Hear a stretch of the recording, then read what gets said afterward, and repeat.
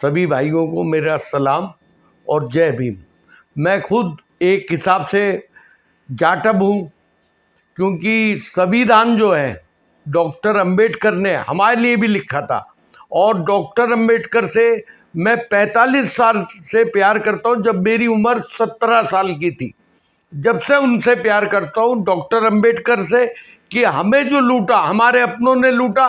Doctor Ambedkar ने मुसलमानों के लिए भी रिजर्वेशन रखा था, मगर इन लोगों ने उस रिजर्वेशन को हमारे अपनों ने ख़त्म कर दिया। और डॉक्टर अंबेडकर जैसा आदमी ना दुनिया में आया है और आज भी दुनिया में है, क्योंकि मेरा जाटव समाज मेरा उन्हें मानता है, उनका मान सम्मान करता है, मैं उनकी इज्जत करता हूँ। और वो सबका ध्यान रखने वाहिद आदमी हिंदुस्तान की सरजमीन पे आया था, जिसने सब समाज का वो ध्यान रखा और सबका भला चाहा। वो डॉक्टर अंबेडकर साहब थे। आज उन डॉक्टर अंबेडकर के प्यार करने वाले जो उनके नाम पे जीते थे, अभी इलेक्शन 2019 में उनके सामने मोदी साहब ने उनके सामने कहा कि समाज का रिजर्वेशन हम एसटी ओबीसी का रिजर्वेशन खत्म कर देंगे। ये 117 पार्लियामेंट में बैठे हुए और बैठे रहे, इन्होंने ऊब भी नहीं करा कि मोदी साहब ये हमारे बच्चे हैं, ये हमारे कबीले वाले हैं, ये हमारे लोग वाले हैं, ये हमें वोट दे के भेजते हैं और आप इनका संविधान खाना चाहते हो, आप इन्हें बर्बाद करना चाहते हो। इन्होंने एक ने भी नहीं बोला 117 में, और मोदी साहब की तारीफ करते रहे। मैं आज अपने जाटव समाज भाइयों से ये कहता हूं, जो इन्हें वोट दिया था वो इनसे वोट ना दे। इन्हें वोट देना डॉक्टर अंबेडकर की बेइज्जती करने वाली बात होगी। ये वो देश के तुम्हारे बच्चों का, तुम्हारी नस्लों का, तुम्हारे समाज का हक जो है ये खत्म करवाने वाले लोगों के साथ रहे, और इन्होंने एक ने भी आवाज नहीं उठाई। मैं कहता हूं जो भी बीजेपी का कैंडिडेट लड़ रहा है अपने जाटव समाज से, अपने जो और भी एसटी ओबीसी समाज है, कि इन्हें वोट देना, अपने समाज को पहले ही बायकाट कर देना। जो मुसलमानों का हाल है, जो मुसलमानों को नौकरी नहीं मिलती, क्योंकि हमारे अपनों ने हमें बर्बाद करवाया था। डॉक्टर अंबेडकर तो हमें फिर भी चाहते थे कि हमें संविधान में हमें हिस्सा मिले, हमें नौकरियों में मिले। उन्होंने कहा तुम्हारे समाज में भी गरीब आदमी है, तुम्हारे सिस्टम में भी गरीब आदमी है। तो हमारे 10 4-5 बड़े थे, उन्होंने कहा हम एक साथ मस्जिद में खाना खा लेते। आज हमारा रिजर्वेशन खत्म हो गया और मोदी साहब की सरकार आई, तो मैं जाटव भाइयों से चैलेंज दे के बोलता हूं कि तुम्हारा सबसे पहला हमला जाटव समाज के ऊपर होगा। मुसलमान तो पहले ही लुटा पिटा बैठा हुआ है, वो तो वैसे ही बर्बाद है।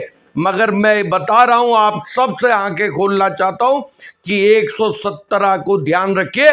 जो बीजेपी पार्टी में थे उन्हें वोट देना, अपने बच्चों को पहले अपने घर में शहीद कर देना।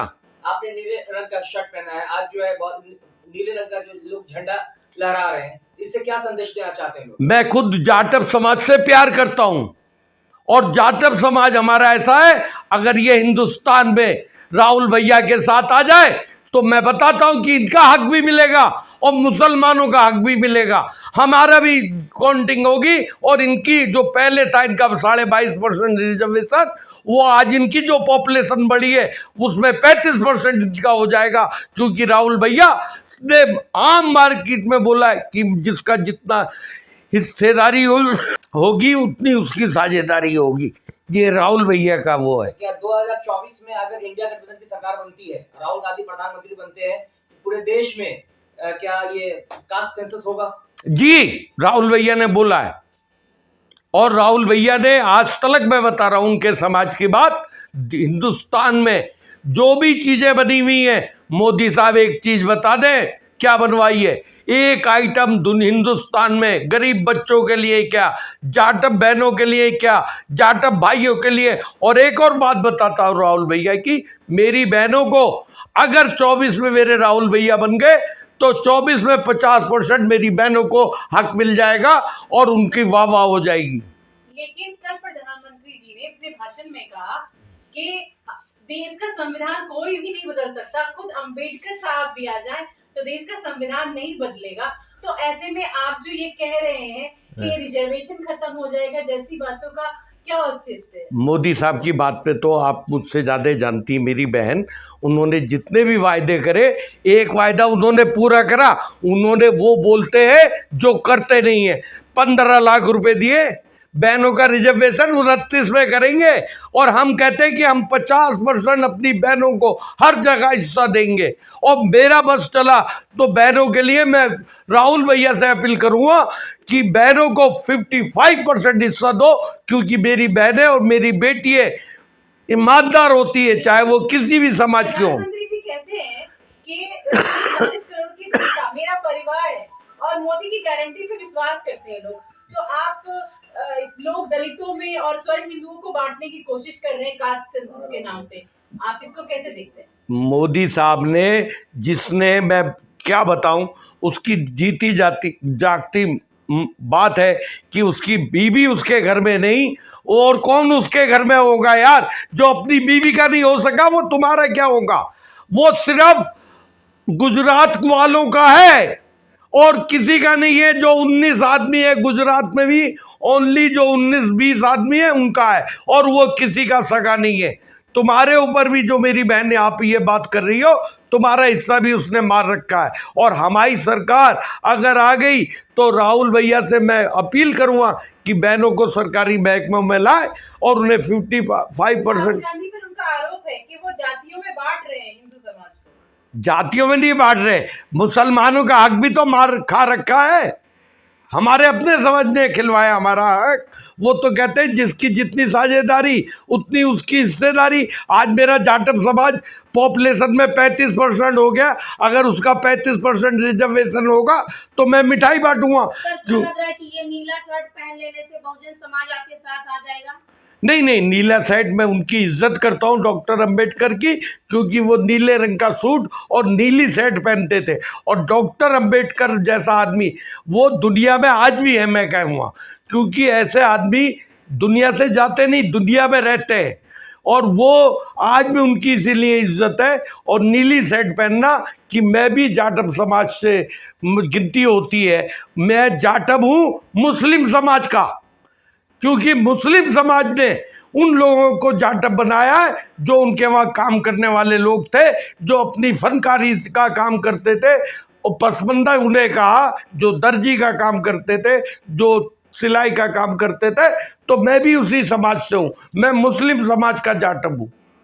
सर, मोदी जी ने अभी अपने भाषण में ये कहा था कि संविधान, आप संविधान की बात कर रहे हैं, तमाम लोग आज जो है तो संविधान, पार्लियामेंट में क्या कहा था भाई? जब नहीं, संविधान को जब पार्लियामेंट में बोला था, जब कौन मेरा भाई बोला था बताइए? 117 MP थे, उसी दिन सरकार गिर जाती। इन लोगों की बात पे भरोसा कर सकती हो? मेरा सवाल ये है कि अभी संविधान की उन्होंने बात की और उन्होंने उसके बाद ये कहा कि भारत का जो संविधान है धार्मिक है, कुरान, गीता, और इसके मतलब एक संविधान को धार्मिक किताब से बदल देना, आप इसका अंदाजा आप किससे लगा रहे हैं? मैं बताऊं आपको, बदलना चाह रहे हैं? मोदी साहब की बात बताऊं। 8 थल सेना के सैनिक जा रहे थे, उन्हें फांसी लग रही थी कतर में। मैंने मेहनत करी तो वो थल सेना सैनिक हिंदुस्तान में आ गए। मोदी साहब ने लेटर भेजा। फिर इन्होंने 370 पे बात करी, तो वो कश्मीरियों के फायदे के लिए मैंने बात करी, समझे नहीं? तो इसमें ये बात सामने आ गए, समझे नहीं कि नहीं? वो तो हमने 370 पे कश्मीरियों का फायदा हुआ, जो ये कहते थे वहाँ नुकसान हुआ। अब यहाँ आ जाइए 3 तलाकों पे। अब कहते हैं मोदी साहब कि 3 तलाकों पे भी मतलब मुसलमान बहनों को हमने फ़ायदा दिया, और जहाँ तो मंचों पे कहते थे मुसलमानों को बर्बाद कर दिया। इसका भरोसा मत